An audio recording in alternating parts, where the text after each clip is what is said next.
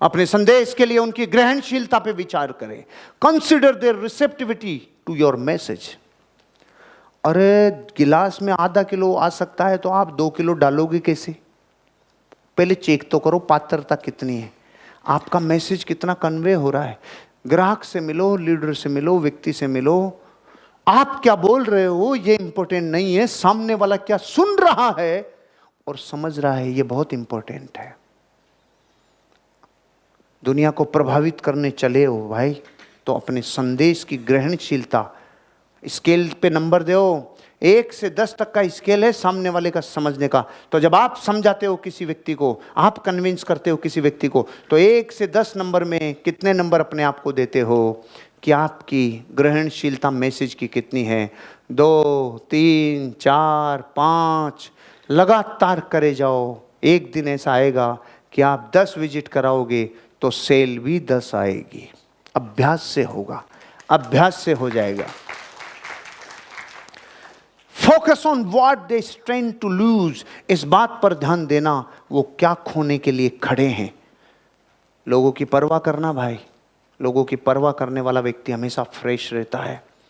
जब आपके साथ कोई विजिट करने जाता है तो अपना समय लगा रहा है, अपना एफर्ट्स लगा रहा है, अपने इंपॉर्टेंट कामों को छोड़ के आया है, तो जीवन भर ये एहसास कराओ, देखिए सर आपका समय बहुत इंपॉर्टेंट है। जब आप किसी को कहते हैं ना आपका समय बहुत इंपॉर्टेंट है, तो पहले तो उसको ये लगता है यार क्या वैल्यू, अच्छा सच में मेरा समय इंपॉर्टेंट है। बोलो भाई सर आपका समय बहुत इंपॉर्टेंट है, अगले 45 मिनट में हम इस कार्यक्रम को पूरा करेंगे। आपको पता ही नहीं आपने कौन सी फिलोसॉफी उसके ऊपर कर दी। वो कह रहा है कुछ नहीं, आप कह रहे हो आपका समय बहुत कीमती है, मैं कोशिश करता हूं अगले 1.25 घंटे में, मैं अगले 120 मिनट्स में इस पूरी विजिट को कंप्लीट कर दूंगा और आप फिर अपने शेड्यूल को मैनेज कर सकते हैं अपने। जब आपने बोला आपका टाइम इंपॉर्टेंट है, आपने बोला इतने टाइम की बाउंडिंग है, इतने में, तो आपने क्या क्या कर लिया, टाइम भी ले लिया और ये भी बोल दिया इसके बाद आप फ्री भी हैं। जब आप अपने जीवन में सामने वाले को वैल्यू ऐसे देते हैं, उसके ऊपर बहुत पॉजिटिव इम्पैक्ट जाता है, क्योंकि वो कुछ ना कुछ खोने के लिए खड़ा है, उसकी याद दिलाओ। मैं मानता हूं सर आज आप बहुत इंपॉर्टेंट काम छोड़कर आए होंगे, ये भी आपकी ज़िंदगी का बहुत इंपॉर्टेंट काम है, मैं इसको ध्यान में रखते हुए सारी चीज़ों को जल्दी मैनेज करता हूं। ऐसे बोलो भाई, हम बोलते नहीं हैं, अभ्यास करो, बोलो। मैं जानता हूं सर आप इस टाइम इंपॉर्टेंट काम, इंपॉर्टेंट समय, इंपॉर्टेंट टास्क, ये आपके लिए टाइम मनी एफर्ट्स वाली बात है, ये बोलते हैं तो उसको ये लगता है कि ये व्यक्ति मेरा ख्याल करता है, ये व्यक्ति मेरी केयर करता है, तो आप बिल्कुल रिफ्रेश रहेंगे। लर्न ऑप्टिमिज्म, आशावाद को सीखना होगा। हेलो हेलो, आशावाद किसे कहते हैं भाई? चलो आपके लिए प्रश्न है, लर्न ऑप्टिमिज्म, आशावाद, बताओ बताओ। बुराई में अच्छाई ढूंढना। और बोलो भाई, बहुत देर से कोई बोले नहीं, बात ही नहीं कर रहे मेरे से, जल्दी बोलो। भविष्य में अच्छा होने की कल्पना करना। Very good very good. और बोलो, जो होगा वो अच्छा ही होगा, वो सही ही होगा। बहुत अच्छा। और बोलो, जब जब जो होना है वो तय है, इसे क्रमबद्ध पर्याय कहते हैं भाई, होके रहेगा, डोंट वरी। Yes sir. और बोलो, आशावाद, जब पूरी दुनिया पीट करके खड़ी हो तब भी आप कह रहे हो मैं वापस निर्माण कर लूंगा, अपनी जिंदगी को फिर बाउंस बैक कर लूंगा। जब पूरी दुनिया प्रतिकूल हो, परिस्थितियां प्रतिकूल हो, लोग प्रतिकूल हो, चीजें सारी प्रतिकूल हो, तब आप वो बोलो जो उनसे अपोजिट हो। यह है पॉजिटिविटी का चरम, यह है पॉजिटिविटी का चरम। 3 लोग नेगेटिव हो जाते हैं और आप कहते हो मेरे तो सब बर्बाद हो गया। हल्का है भाई। अरे जिधर नदी बहती है उधर तो मुर्दे भी तैर लेते हैं। अपोजिट दिशा में तैर के बताओ, यह है जिंदा होने का सबूत।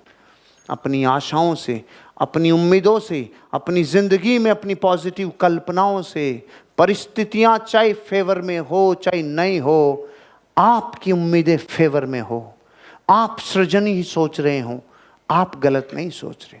अब अजमेर कैसे होगा, अब अजमेर, सृजन क्या है इसमें? तो बर्बादी है। ऐसा सोचना बर्बादी है। अब तो अजमेर में ही होगा, क्योंकि आप ध्यान रखना, दुनिया के बड़े से बड़े व्यापारी घर में बैठे बैठे व्यापारी नहीं बने थे रे।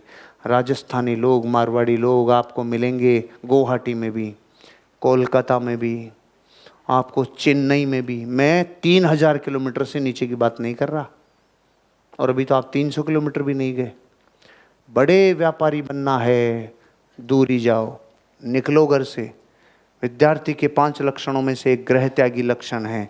जाओ रे भाई, न अपना व्यापार बनाओ, क्योंकि कभी कभी मिट्टी भी सूटेबल होती है, कभी कभी जगह बदलने से किस्मत बदल जाती है।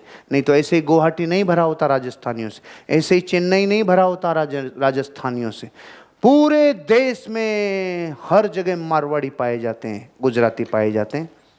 क्यों हैं ये लोग रिच? क्योंकि इन्हें पता है यहाँ बैठे बैठे तपस्या नहीं होगी, निकल जा बाहर। तो ये तपस्या है कि आप पत्नी और बच्चों से दूर हो, माँ बाप से दूर हो, ये तपस्या है। तपस्या के बिना कुछ फलता नहीं है। Learn optimism. जिन आत्म चर्चाओं से, जिन सेल्फ टॉक में विष भरा हो, ऐसी बातें मत करो। इस दुनिया में जितने लोग और दुखों से नहीं मरे, जितने खुद के दुखों को और दुखों को अपनी चर्चाओं में, अपनी सेल्फ टॉक में लाला के मरे हैं। विष पीना होता है नेगेटिव चर्चा करना। अब मेरा क्या हो सकता, अब तो मेरा भविष्य, मेरा करियर, मेरी जिंदगी वही नहीं दिखता। ये मत बोले, चाहे गोली से उड़ा ले अपने आप को, क्योंकि ये बहुत नुकसानदायक है, ये पीढ़ियों में जाती है। विष से भरी हुई सेल्फ टॉक मत करो, जहरीली सेल्फ टॉक मत करो। अगर सेल्फ टॉक में नेगेटिविटी है तो नुकसान भारी होगा। अन्य लोगों को अपने आप में संभावना और क्षमताओं को देखने में मदद करो। धृतराष्ट्र को महाभारत का युद्ध नहीं दिखता था, संजय ने दिखाया, संजय ने दिखाया भाई, संजय ने दिखाया। जिन लोगों को आपकी टीम में अभी करियर नहीं दिख रहा, कौन दिखाओगे आप? आपको करियर नहीं दिख रहा, कौन देखेगा? आप। आपकी ऑर्गेनाइजेशन का भविष्य कौन देखेगा? आप। आपको ही देखना है भाई संभावनाएं, और दिखाना है लोगों को संभावनाएं। संभावनाओं पे जीवन टिका है। संभावनाएं जीवन को जीने में मदद करती है। आने वाले समय में 2012 में संभावनाएं थी कि 22 में वो करेगा। 10 बरस पहले जिन संभावनाओं को देखा गया, आज वो मूर्त रूप ले चुकी है। अब 32 में क्या होगा?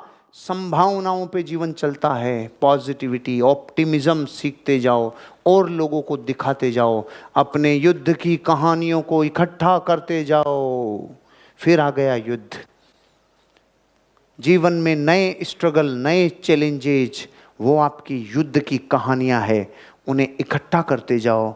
वो आपको उस दिन काम में आएगी जब आप हार जाएंगे, निराश हो जाएंगे, डिप्रेशन में आएंगे। मनुष्य का सबसे बड़ा लॉस पता है क्या होता है? जब वो थक जाता है, हार जाता है और डिप्रेशन में चला जाता है। ना धंधा चल रहा, ना परिवार, ना लोग, ना प्रोफेशन। उस टाइम पे उसको अपने जीते हुए युद्ध याद आते हैं। उसको वो देखना चाहिए, उसे पढ़ना चाहिए वापस। मैं कौन था, मैंने क्या क्या किया है। ये आपको बाउंस बैक करा देता है, बड़ा धंधा देता है आप।